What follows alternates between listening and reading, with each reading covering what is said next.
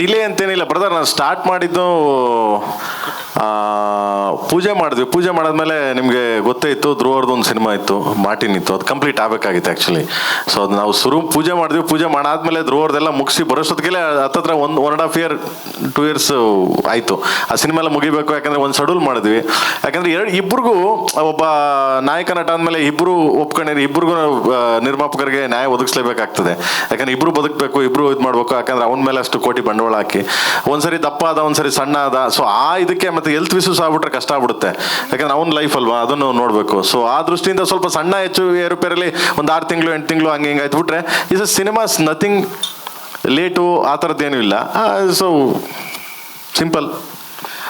Prem sir, 4 song ಈಗ hit ಆಗಿ, 4ನೇ ಸಾಂಗ್ ಇವತ್ತು ರಿಲೀಸ್ ಆಗಿದೆ. ಬಟ್ ಇಷ್ಟು ದೊಡ್ಡ ಕ್ಯಾನ್ವಾಸ್ನ ಸಿನಿಮಾ 4 ಸಾಂಗಲ್ಲಿ ನೀವೇ ಹಾಡೋದು ನಿಮ್ಮ ಐಡಿಯಾ ಆಗಿತ್ತು, ಅರ್ಜುನ್ ಜನಿ ಅವ್ರ ಐಡಿಯಾ ಆಗಿತ್ತು? ಇಲ್ಲಪ್ಪ, ನಾನು ಹಾಡೇ ಇಲ್ಲ ಗುರುವೆ. ಯಾರು ಹೇಳಿದ್ದು? ನಾನು ಒಂದೇ ಸಾಂಗ್ ಹಾಡಿರೋದು. ಅಲ್ಲ ಸರ್, ಅಣ್ತಮ್ಮ ಜೋಡೆ ತಕೊಣೋ ಇದು ಬಂದ್ಬಿಟ್ಟು ಕೋರಸ್ಸು. ಅದೇ ಸರ್, ಫಸ್ಟ್ ಸಾಂಗ್ ಅಲ್ಲೂ ನಿಮ್ ಕೋರಸ್. ಕೋರಸ್ ಹಾಡೇ ಆಡ್ತೀನಿ ನಾನು. ಕರಿಯಾ ಪಿಕ್ಚರ್ ಇಂದ ಕೋರಸ್ ಆಡ್ತೀನಿ ನಾನು.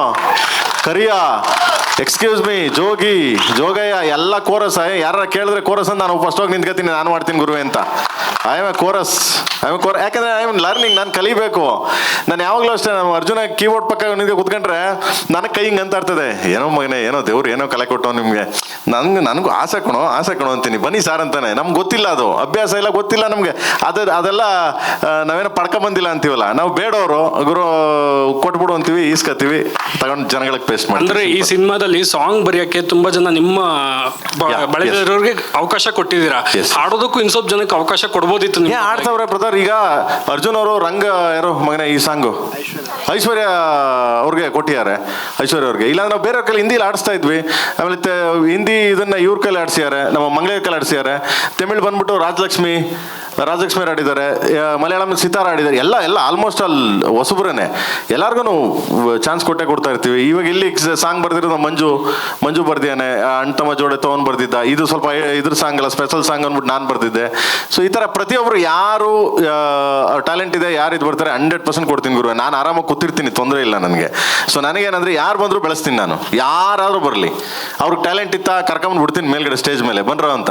ನಾನು ಇವತ್ತು ಅಷ್ಟೇ ನಮ್ಮ ಹುಡುಗರೆಲ್ಲ ಕರಿತಿರ್ತೀನಿ ಯಾವಾಗ್ಲೂ. ಲೈ ಬರಲ್ಲ ಸ್ಟೇಜ್ ಮೇಲೆ, ನಿಮ್ಮನ್ನು ನೀವು ತೋರಿಸ್ಕೊಳ್ರು, ಇಲ್ಲ ಅಂದ್ರೆ ಕಷ್ಟ ಕಂಡ್ರು ಬೆಳೆಯೋಕ್ಕೆ ಅಂತ.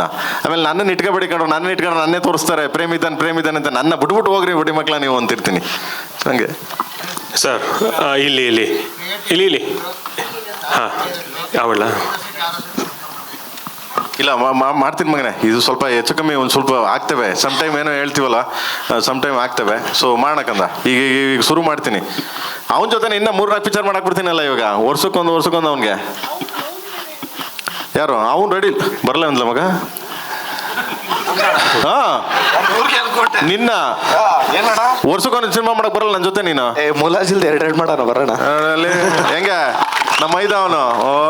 ಸರ್ 4 ಸಾಂಗ್ ಆಯ್ತು, 2 ಟೀಸರ್ ಆಯ್ತು. ಏಪ್ರಿಲ್ 30ರವರೆಗೂ ಮತ್ತೆ ಏನ್ ಎಕ್ಸ್ಪೆಕ್ಟ್ ಮಾಡ್ಬೋದು? ಮತ್ತೆ ಪ್ಯಾನ್ ಇಂಡಿಯಾ ಮೂವಿ ಆಗಿರೋ ಕಾರಣ ರಿಲೀಸ್ಗೆ ಬೇರೆ ಬೇರೆ ಸಿಟಿಗಳಿಗೆ ಪ್ರಮೋಷನ್ಸ್ ಏನ್ ಪ್ಲಾನ್ ಮಾಡ್ಕೊಂಡಿದ್ದೀರಾ?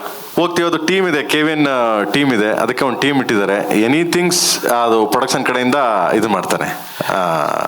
ಎಲ್ಲೆಲ್ಲಿ ಏನೇನು ಮಾಡಬೇಕು, ಏನೇನು ಪ್ಲ್ಯಾನ್ ಮಾಡಬೇಕು ಅಂತ. ಸೊ ಅದು ಪ್ರೊಡಕ್ಷನ್ ಟೀಮಿಂದನೇ ಪ್ಲ್ಯಾನ್ ಮಾಡ್ಕೊಂಡು ನನಗೆ ಅಪ್ಡೇಟ್ ಕೊಡ್ತಾರೆ. ಸೊ ಅದ್ರ ಪ್ರಕಾರ ನಾವು ಮಾಡ್ಕೊಡ್ತೀನಿ. ಯಾಕೆಂದರೆ ನನ್ನ ಹತ್ರ ಸರ್ಕ್ಗಳಿದೆ, ಇನ್ನು ಬೇಜಾನ್, ಇನ್ನೂ 2 ಸಾಂಗ್ಸ್ ಇದೆ, ಟ್ರೈಲರ್ ಇದೆ, ಆ್ಯಂಡ್ ಇನ್ನು ಸುಮಾರು ಕಂಟೆಂಟ್ಗಳಿವೆ ನಮ್ಮ ಹತ್ರ. ಅವನ್ನೆಲ್ಲ ಬಿಡಬೇಕು ಅಂದರೆ ನಾನು ಟೈಮ್ ಕೊಡ್ತೀನಿ. ಸೊ ಅವ್ರೇನು ಪ್ಲ್ಯಾನ್ ಮಾಡಿಕೊಡ್ತಾರೆ, ಅದ್ರ ಪ್ರಕಾರ ನಾನು ಮೂವ್ ಮಾಡ್ತಿರ್ತೀನಿ. ಇದು ಸುಪ್ರೀತ್ ಸರ್ಗೆ. ಸರ್, ಈಗ ಜನನಾಯಕನ್, ಟಾಕ್ಸಿಕ್ ಮತ್ತೆ KD 3 ಸಿನಿಮಾಗಳು 1000+ crores ಇನ್ವೆಸ್ಟ್ಮೆಂಟ್ ಅಂತ ಏನೋ ಹೇಳ್ತಾ ಇದ್ರಲ್ಲ. ಸೊ 3 ಬೇರೆ ಬೇರೆ ಕಾರಣಗಳಿಂದ ಡಿಲೇ ಆಯಿತು. As a production house KVN ಮೇಲೆ ಎಷ್ಟು ಮಟ್ಟಿಗೆ ಒತ್ತಡ ಆಯಿತು ಅಂತ? ಸರ್, ಈಗ ಏನು ಪೋಸ್ಟ್ಪೋನ್ ಆಗಿದೆ ಯಾವುದೂ ಸಹ ಇಂಟೆನ್ಷನ್ ಇಲ್ಲ. It was accidental. So impact ಅಂತ ಹೇಳೋದಕ್ಕೆ ಬಂದರೆ ಡೆಫಿನೆಟ್ಲಿ ಆ ಟೈಮಿಗೆ ಬಂದರೆ it would have been good. But ಈಗ ಪೋಸ್ಟ್ಪೋನ್ ಆಗಿದೆ, we have to accept it sir.